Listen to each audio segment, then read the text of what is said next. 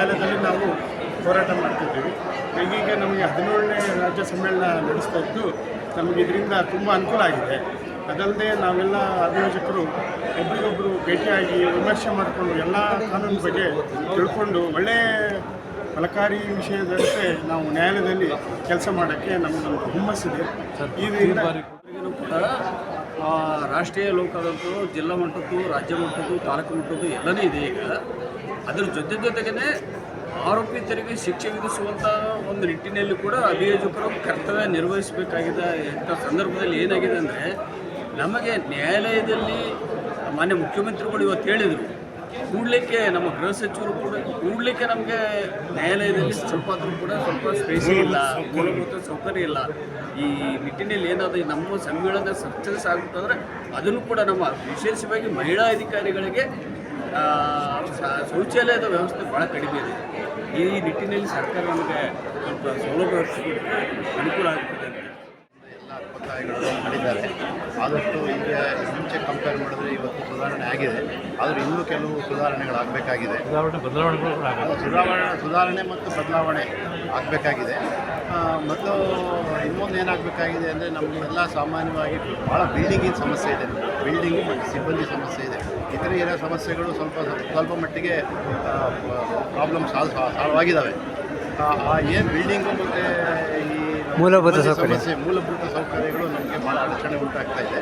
ಆದ್ದರಿಂದ ಆ ಬಗ್ಗೆ CMಗೂ ಈಗ ಮನವಿಯನ್ನು ಕೊಟ್ಟಿದ್ದಾರೆ. ಈಗ ಏನಾಗಿದೆ, ನಮ್ಮ ಹೆಚ್ಚಿನ ಕಚೇರಿಗಳು ನ್ಯಾಯಾಲಯದ ಆವರಣದಲ್ಲಿ ಇರೋದ್ರಿಂದ ಈ ಜಡ್ಜಸ್ಸು, ಹೈಕೋರ್ಟ್ನವರು ಅದ್ರ ಬಗ್ಗೆ ಗಮನ ಹರಿಸಿ ನಮಗೆ ಅದು ಸಾಕಷ್ಟು ಸ್ಥಳಾವಕಾಶ ಇದ್ದ ಕಡೆಯೂ ಕೂಡ ಕೆಲವು ಕಡೆ ಕೊಡ್ತಾ ಇಲ್ಲ.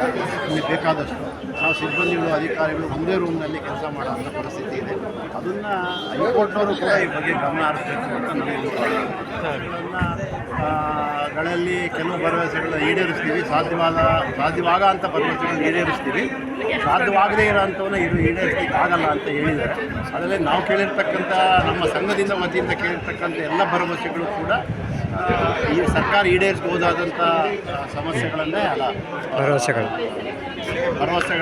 ಸಮಸ್ಯೆಗಳನ್ನೇ ನಾವು ಹೇಳಿದ್ದೀವಿ. ಈಡೇರಿಸಬಹುದಾದಂಥ ಇದನ್ನು ಹೇಳಿದ್ದೀವಿ. ಅವರು ಅದಕ್ಕೆ ಒಪ್ಪಿದ್ದಾರೆ. ನಾವು ಆಶಾಭಾವನೆಯಿಂದ ಮುಂದಿನ ದಿನಗಳಲ್ಲಿ ಕಾರ್ಯಗತ ಆಗ್ಬೋದು ಅನ್ನೋ ಒಂದು ಆಶಾಭಾವನೆಯಲ್ಲಿ ಇದ್ದೀವಿ. Thank you sir. ಪಬ್ಲಿಕ್ ಸಲುವಾಗಿ ಕೆಲಸ ಮಾಡೋದು, ಪಬ್ಲಿಕ್ಗೆ ಬಂದವರನ್ನ ನ್ಯಾಯ ಕೊಡಿಸೋದೇ ನಮ್ಮ ಕೆಲಸ. ಈ ಸರ್ಕಾರ ನಮ್ಮ ಪಬ್ಲಿಕ್ ಪ್ರಾಸಿಕ್ಯೂಟರ್ ಸಮಸ್ಯೆಗಳಿಗೆ ಸ್ಪಂದಿಸ್ತಾ ಇದೆ. ಸುಮಾರು ಸವಲತ್ತುಗಳು ಒದಗಿಸ್ತಾರೆ. ಜೊತೆಗೆ ಅವರು ಸೌಲಭ್ಯ ಒದಗಿಸಿದಂಥ ಕೆಲಸ ಮಾಡೋದು ನಮ್ಮ ಕರ್ತವ್ಯ ಆಗಿದೆ. ಇದಕ್ಕೆ ನಾವು ಅವರ ಸರ್ಕಾರದ ಆಶೆಯನ್ನು ನೆರವೇರಿಸೋದು ನಮ್ಮ ಕರ್ತವ್ಯ ಆಗಿದೆ ಸರ್.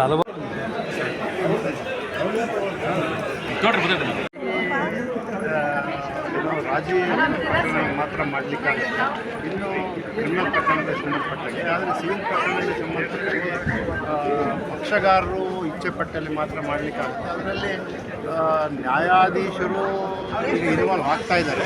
ಇನ್ನಷ್ಟು ಪರಿಣಾಮಕಾರವಾಗಿ ಅದಕ್ಕೆ ಒಂದು ಪ್ರತ್ಯೇಕವಾದ ದಿನವನ್ನು ತಿಂಗಳಲ್ಲಿ ಒಂದು ಪ್ರತ್ಯೇಕವಾಗಿ ನಿಗದಿ ಮಾಡಿ ಅವರು ಲೋಕ ಅದಾಲತ್ ಮಾಡಿದ್ರೆ ಇನ್ನೂ ಪರಿಣಾಮಕಾರಿಯಾಗಿರುತ್ತೆ ಅಂತ ನಮ್ಮ